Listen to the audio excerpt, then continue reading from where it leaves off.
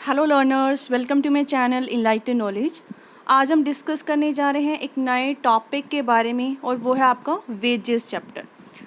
तो वेजेस होते क्या हैं, इसको मेज़र कैसे किया जाता है, सब डिटेल में समझेंगे। और फर्स्ट वीडियो में हम लोग डिस्कस करेंगे कि इसका मीनिंग क्या होता है। आगे इसको दो भागों में बांटा जाता है, that is called nominal and real wages, और इनके बीच में डिफरेंस क्या होता है साथ ही में पढ़ेंगे कि क्या क्या फैक्टर्स हैं जो डिटर्मिन करती है आपके रियल वेजेस को। तो वीडियो शुरू करने से पहले आपको बता देती हूँ, आप मेरा टेलीग्राम चैनल ज्वाइन कर सकते हैं। वहाँ पर आपको हर एक वीडियो की PDF फाइल मिल जाएगी। साथ ही में फेसबुक पेज को भी लाइक कर दीजिएगा, लिंक आपको डिस्क्रिप्शन बॉक्स में मिल जाएगा। शुरू कर लेते हैं।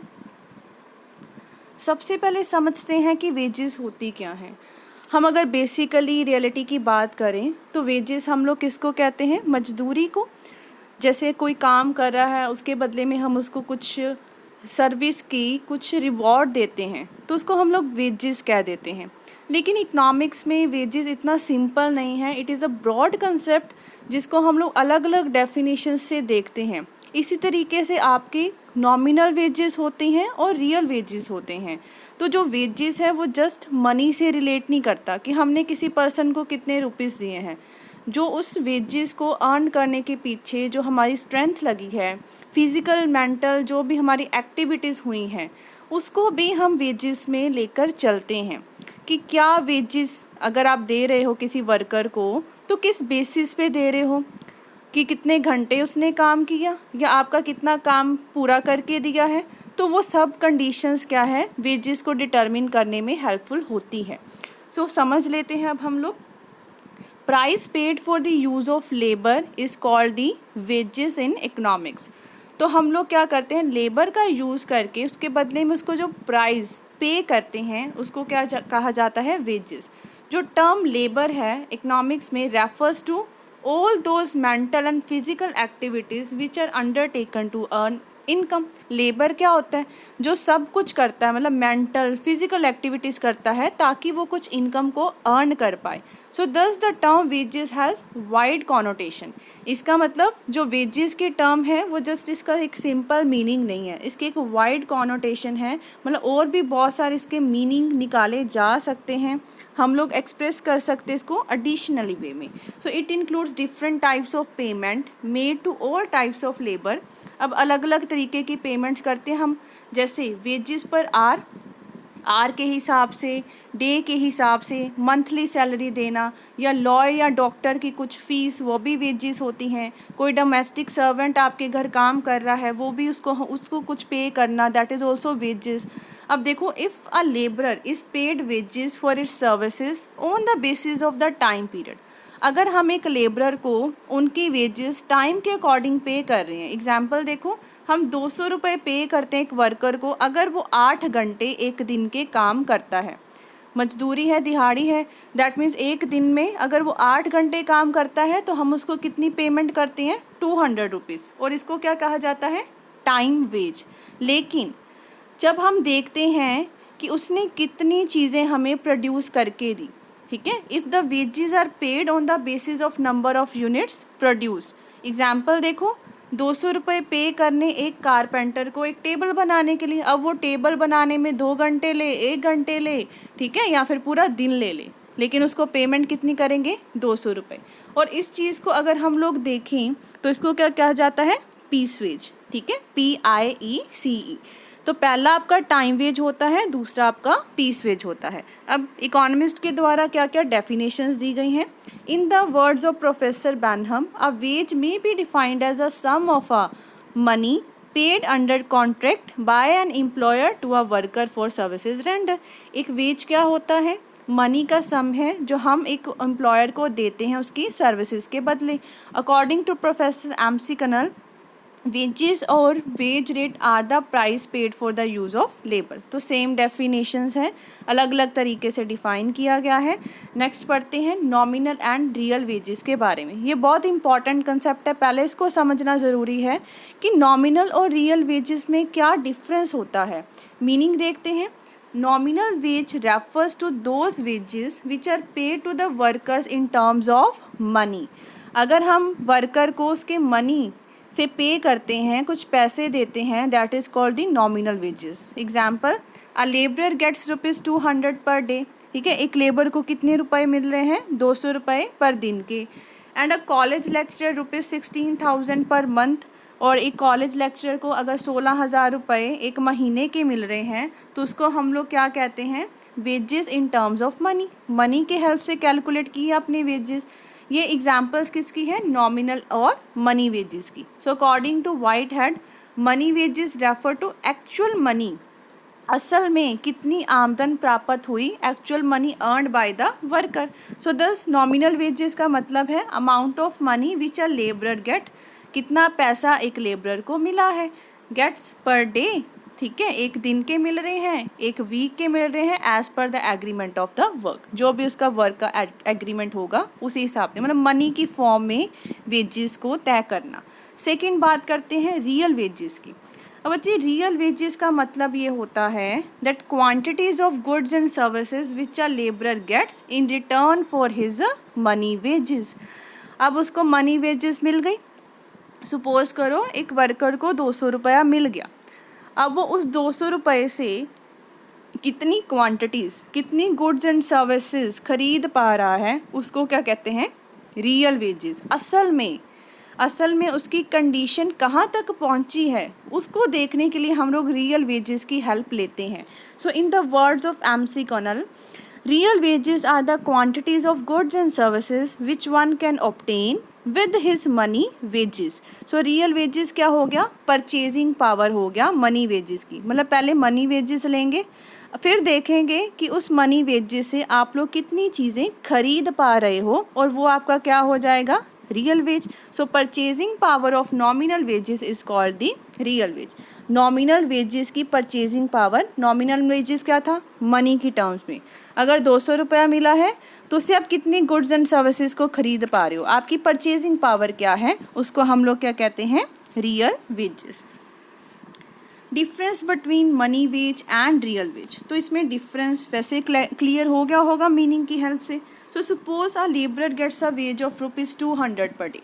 सपोज करो एक लेबरर को 200 रुपये मिल रहे हैं एक दिन के। अगर हमने उसकी वेज को बढ़ा दिया, बढ़ा के कितना हो गया? 300 रुपये हो गया। अब हम ये नहीं कह सकते कि 100 रुपये बढ़ाकर उसकी इकोनॉमिक कंडीशन सही हो गई है, इम्प्रूव हो गई है। बड़े सारे फैक्टर्स लाई करते हैं यहाँ पे। Economic conditions of a labourer किस पे डिपेंड करता है? वो कितनी गुड्स एंड सर्विसेज खरीद पा रहा है अपनी मनी वेजेस से। हम यही देखते हैं ना कि 200 रुपये से वो कितनी चीज़ें खरीद पा रहा था, 300 रुपये से कितनी चीज़ें खरीद पा रहा है। अगर जनरली हम लोग ये बात करें कि इन्फ्लेशन बढ़ गई है, प्राइस डबल हो गया।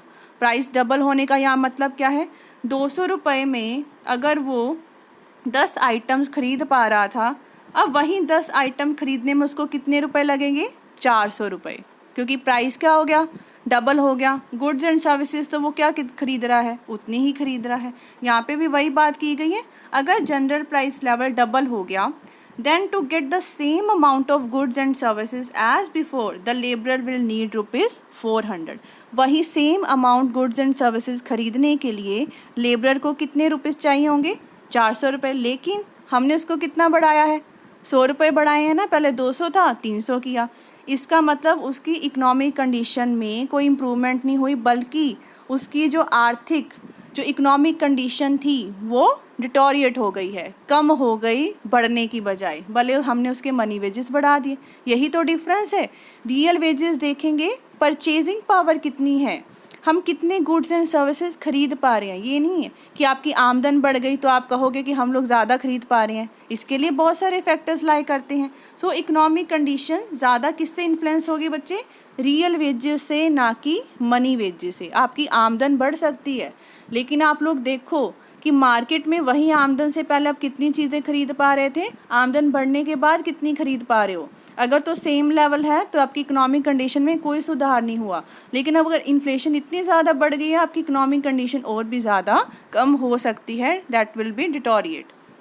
नेक्स्ट देखो, if increase in money wage is accompanied by still more increase in price level as in case discussed. यहाँ पे हमने बात की गई है कि मनी वेजेस तो बढ़ा है लेकिन प्राइस लेवल उससे भी ज़्यादा बढ़ गया, तो आपके रियल वेजेस क्या होंगे, डिक्रीज़ हो जाएंगे, क्योंकि आपकी परचेजिंग पावर क्या हो गई थी, कम हो गई थी ना। चाहिए 400 रुपये थे, मिले कितने, 300। कॉन्ट्रेरी में देखो, if increase in price level is less, price level में जो इंक्रीज़ है वो कम हुआ है लेकिन मनी वेजेस में ज़्यादा हो गया, तो पता लग गया कि आपकी जो परचेजिंग पावर है वो बढ़ जाएगी, क्योंकि प्राइस लेवल कम बढ़ा है, मनी वेजेस ज़्यादा बढ़े हैं। ठीक है, तो रियल वेज को एस्टिमेट करने का तरीका क्या है, अगर हम उसको मनी वेजेस से एडजस्ट करना चाहें तो W मतलब रियल वेजेस किसके बराबर होगा, money wages upon price index into 100। इस तरीके से हम लोग निकाल सकते हैं रियल वेजेस को।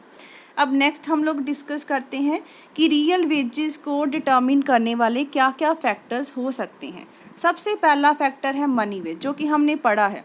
रियल वेज निकालना है तो मनी वेज का होना बहुत ज़रूरी है। So other things remaining the same, if money wages are more, अगर मनी वेजेस क्या है, ज़्यादा है, तो रियल वेजेस क्या होंगे, ज़्यादा होंगे। ये जस्ट हम देख रहे हैं कि कौन कौन से फैक्टर उसको डिटर्मिन करते हैं। So there is this direct relationship between money wages and real wages. Money wages बढ़ेंगे, रियल वेजेस भी बढ़ेंगे। Real wages of a college lecturer who gets ₹16,000 per month as money wages would definitely be more than the real wages of a school teacher. अब 16,000 वाले को क्या है, उसकी real wages of course ज़्यादा ही होगी 12,000 वाले से, क्योंकि उसके पास मनी वेजेस क्या है, ज़्यादा है, तो उसका रियल वेज भी क्या होगा, ज़्यादा होगा। सेकंड वन जो हमने डिस्कस किया that is price level. Real wages are very much influenced by the purchasing power. ये हमने देख लिया, अगर प्राइसेस इंक्रीज होते हैं तो आपकी परचेजिंग पावर क्या होगी, क्षमता क्या हो जाएगी खरीदने की, कम हो जाएगी, क्योंकि प्राइस मार्केट में बढ़ चुका है, तो रियल वेज भी क्या हो जाएंगे, कम हो जाएंगे ना अपने आप ही। कॉन्ट्रैरी में देखो बच्चे, अगर प्राइसेस क्या करते हैं, फॉल करते हैं, तो परचेजिंग पावर क्या हो जाएगी, बढ़ जाएगी। किसी चीज़ का प्राइस कम हुआ है तो आप लोग उसी आमदन से उस चीज़ को ज़्यादा खरीद पाओगे ना, तो परचेजिंग पावर बढ़ जाएगी, तो रियल वेजेस भी क्या हो जाएंगे, बढ़ जाएंगे। In other words, if money wage remain constant, money wage यहाँ पे क्या है बच्चे, कांस्टेंट है। सपोज करो ₹200 ही है आपके पास, यहाँ पे एक तरफ प्राइस बढ़ गया था, ठीक है, तब रियल वेजेस कम हो गया। एक तरफ प्राइस उस चीज़ का कम हो गया तो रियल वेजेस ज़्यादा हो गए। एग्जाम्पल देखो बच्चे, in 2014 to 15 general price level in India rise by 10%। आपका जो प्राइस लेवल था वो 10% बढ़ गया था। अब जो फिक्स्ड इनकम ग्रुप है, जिनकी आमदन सेम ही आनी है, उसके रियल वेजेस क्या हो जाएंगे, डिक्लाइन हो जाएंगे ना, क्योंकि अब उसको ज़्यादा पैसे लगेंगे चीज़ खरीदने के लिए, या same amount goods and services खरीदने के लिए उसको ज़्यादा पेमेंट करनी पड़ेगी।